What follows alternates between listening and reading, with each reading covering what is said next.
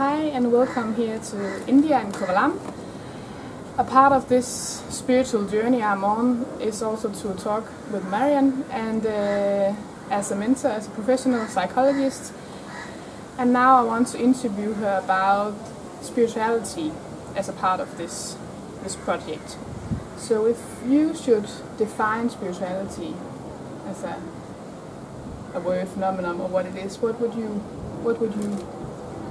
say it is?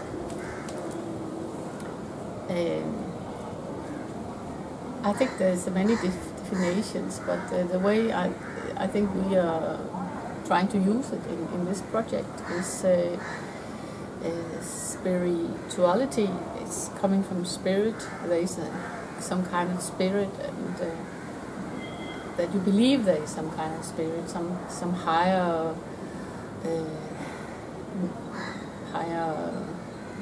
something meaning that you can believe in. But I think it's very big. We try to see it as a big area that's very open. And first of all, I think it's very individual,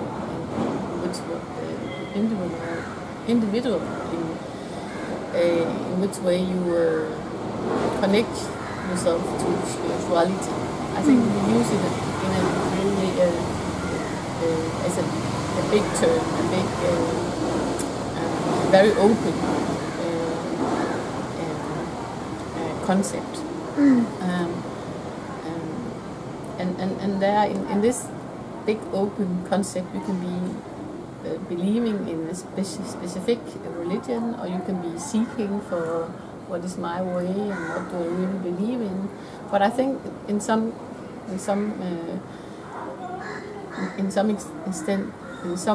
way you are believing there is something. When I talk with people and I ask them what they believe in, most of people tells me, even though they don't, first of all they tell, I don't believe in anything, I don't believe in religion. We have very much of these people in Denmark, because there's very many people, there is a non-believer, they believe in science. And I think, I tell them in some way, it's a belief too. Even though it's science, show the result and you can see and touch but there is a spiritual meaning behind everything too, and they cannot prove and not prove this, I think. For example, they cannot prove if there is life after death, or if there's not a life after death, because our science today have its limitations, and it's more used on the physical level.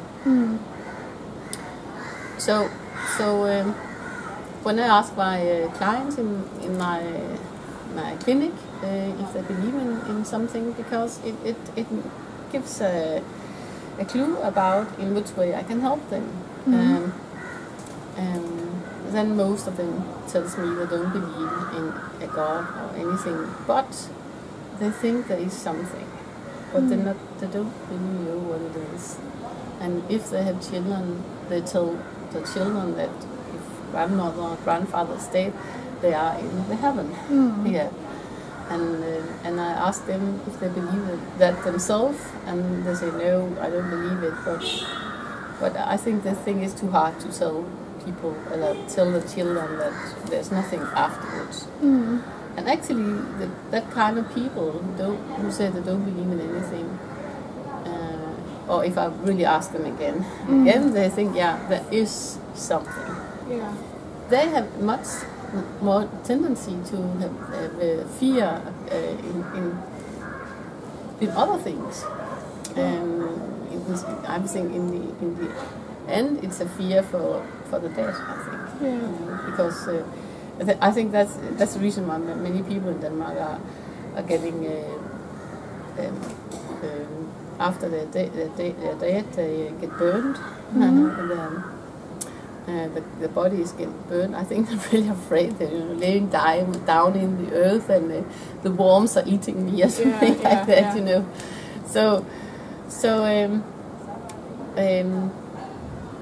spirituality is a big, can be many things, and I think the most important things is to reflect on it and find out what do you believe in, and what gives meaning for you. And when I have clients who want to find out what gives meaning for them and what is important for them, I said that they need to find out what gives them inspiration and what makes what make them and how can I say what gives them energy, what excites them. First, in the beginning, it could be small thing to see something in the television, or it could be a very romantic movie, or it can be something in the real life, and so on. And listen, be aware of these small puzzles, small pieces of puzzles, so they can connect them and find out if the picture, what is really turning me on.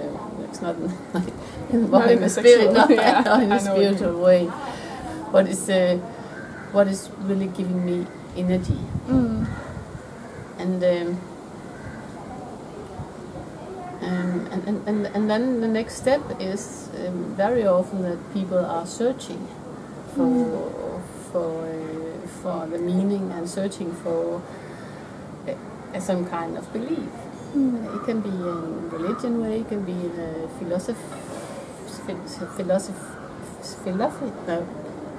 it can be a way as a philosophy.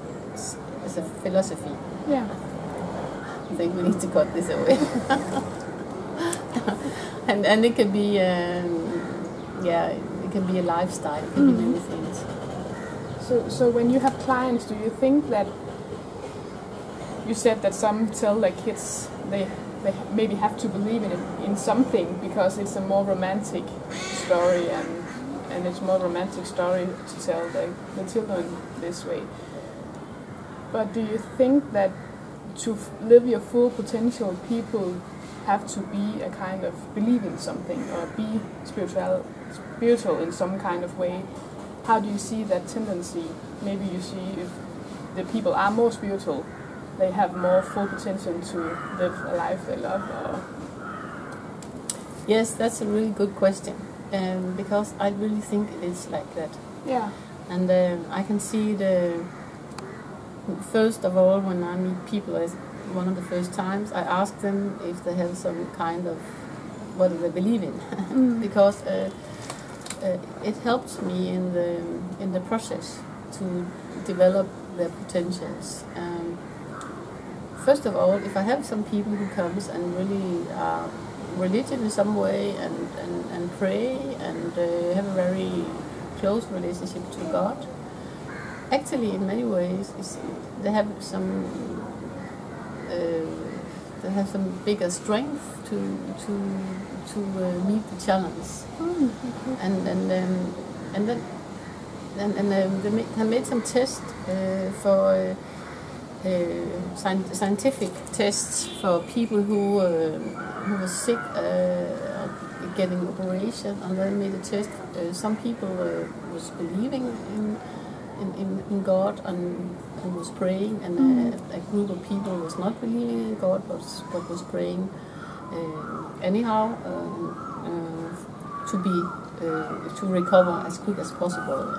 And then there was two groups who didn't believe, and two groups that was believer and non-believer, but they didn't pray. Okay. Yeah. And it really showed up in that I think it's actually more tests, scientific tests that have been made about that. Yeah. The people who was praying recovered quickly. Yeah. Even though if they believed and not believed in it, it doesn't matter. They just recovered quicker than the two groups who didn't pray. Yeah. Yeah. Yeah, that's like exciting. Yeah. So there is some kind of power in it, and I cannot tell what I think.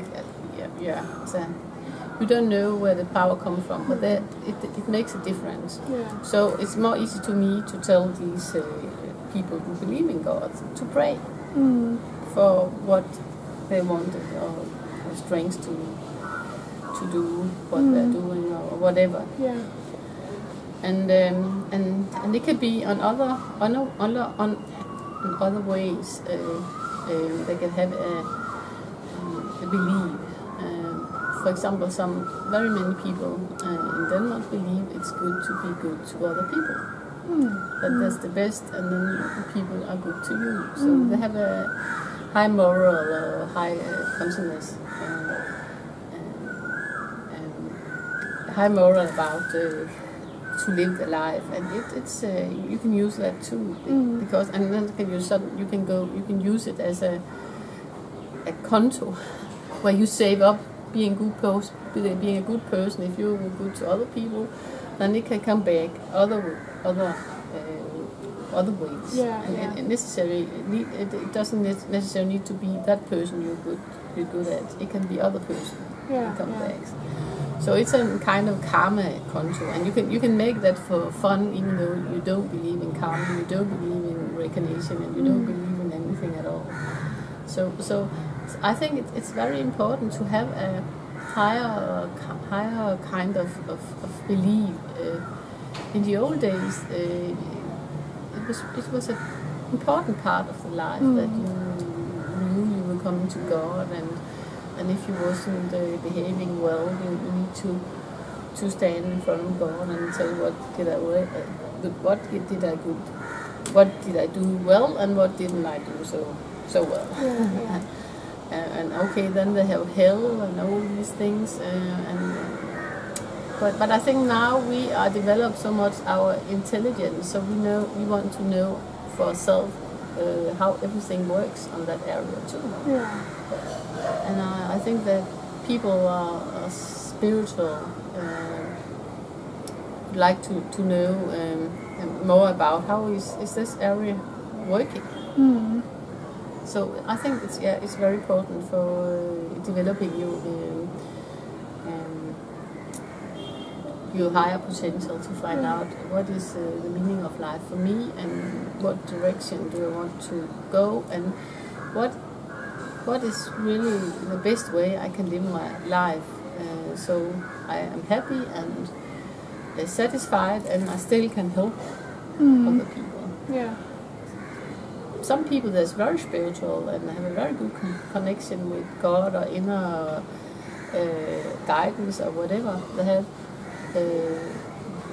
they sometimes just give themselves over to God or inner guidance or whatever it is, to be a tool for God and to do the good things in life.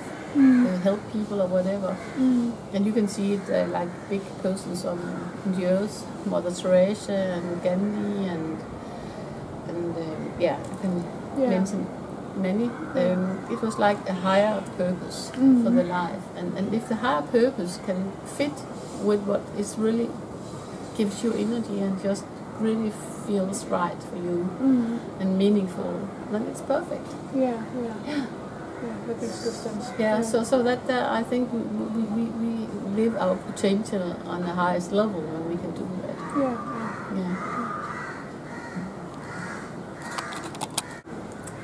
Okay, so now here, if you're down in India, we see that people are both Hindu and Muslims and Christian, and actually I have interviewed some people that talk about how they are Hindu but also pray to Buddha, and we see that they use two sides of a religion. And also we have met the yoga teacher who said that he was born Hindu, but when he was in other places he was also going to church, so it was a kind of where he found silence in himself instead of just using the religion as the way it is. So if you can talk a little bit about how we see this, how is it possible to use it this way instead of just this is my religion and I use it for yes, I think there was a Christian woman which in one of the interviews, which grandparents had been Christian, they have been Christian in many generations, and she too was she only wanted to marry another Christian guy. So you find that they can both mix them, and they really stay to one religion. Yeah. Like the Jews want to marry Jews, or Muslims want to marry Muslims.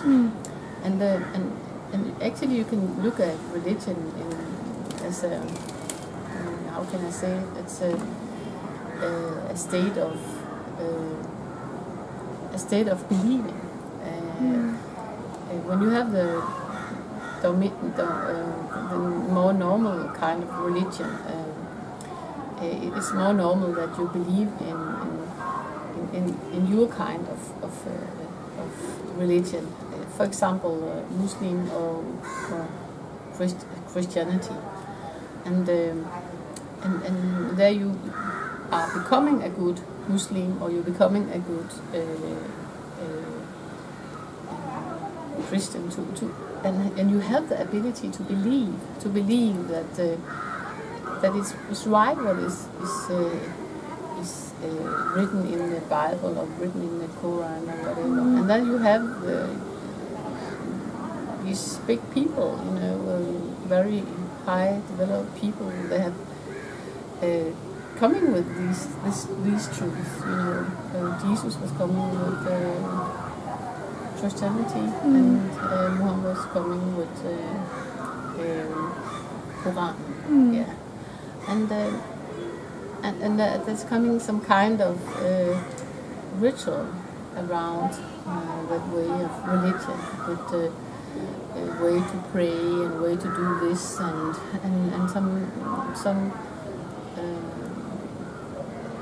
ritual about in which way you need to believe, and in which way you need to do things to be a good Christian or a good Muslim or whatever. And in many, that's the biggest part in our world. They are in this.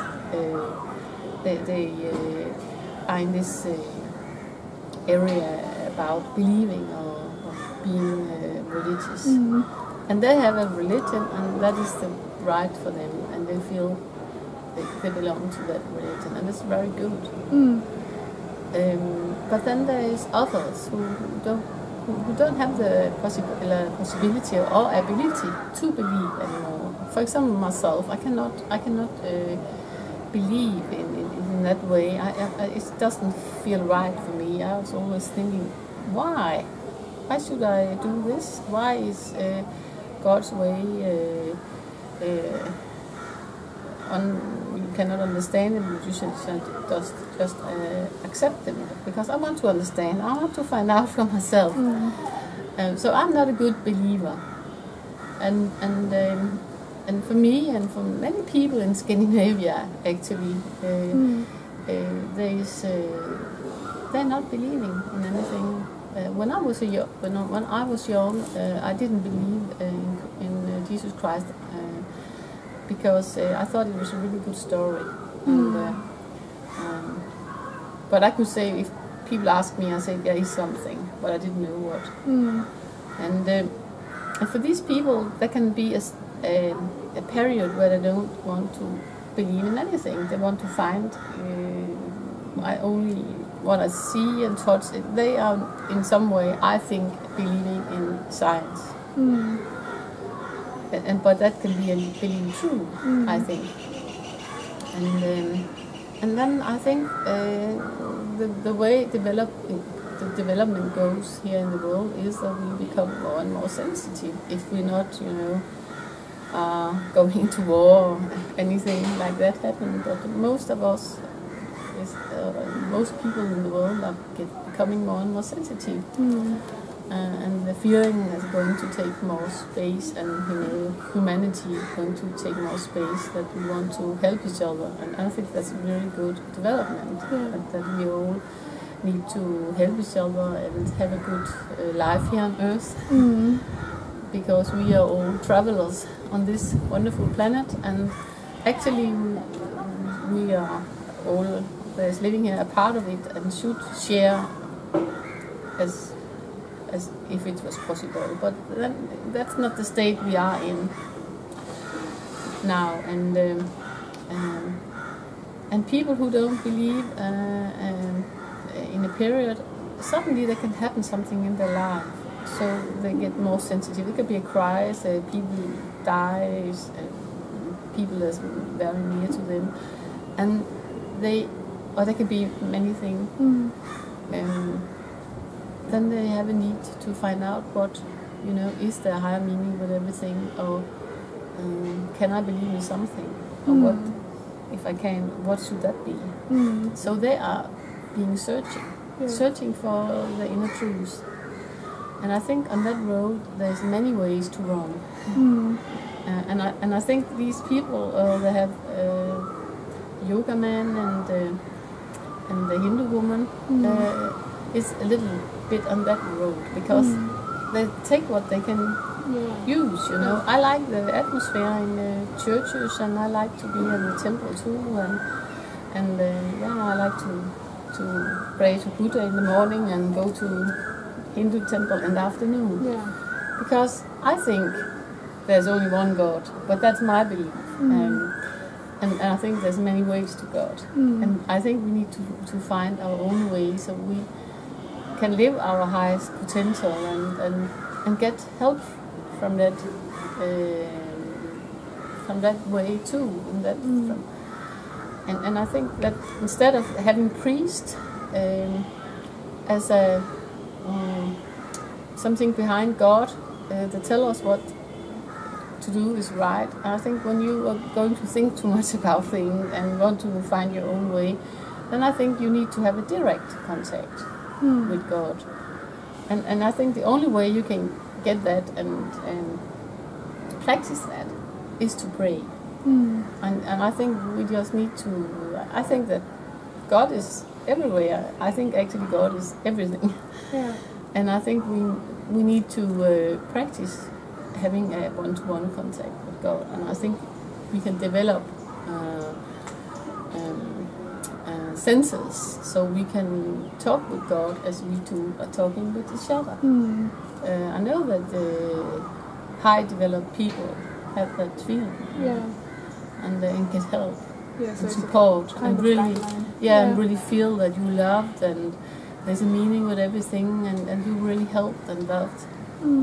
Because I think, like we talked about Loveability on a higher level, that the whole world is full of universal love, but we are not always able to receive it, because we have our dark thoughts, or we have our country is in war, or we are starving, or whatever it is, because that we cannot be in that energy wave. Only sometimes. But then I think it will make us stronger, and then that's I think that's a part of being spiritual, that you are seeking for your higher truth, and I think in the end that's just my thinking too, because I cannot prove anything at all except for what I have written and experienced in my life. That one day we will find a higher truth that is common for all of us. But I think it will take us many years. And I cannot say exactly how it will be, but I think it will be really wonderful to live in the world when we can agree about that. And I think that God is first of all love, and yes, love can actually can be seen as an energy, energy who's a balance between the intelligence and the feeling. It's just defined out from Martinus cosmology, and when this balance is working, then and it works when you mix the two things, that your feelings, you look at your feelings with your intelligence, and you have a soft intelligence, that they in some way work together. Then you have this balance, and then he called it intuition, energy. And it's a little bit like the intuition we can have, and sometimes in a second we just know something. And everything is just delivered. Like, for example, I know that Harry Potter, the author of the books, she had the whole story in a very short while. We were sitting in a train station, and I can mention other example.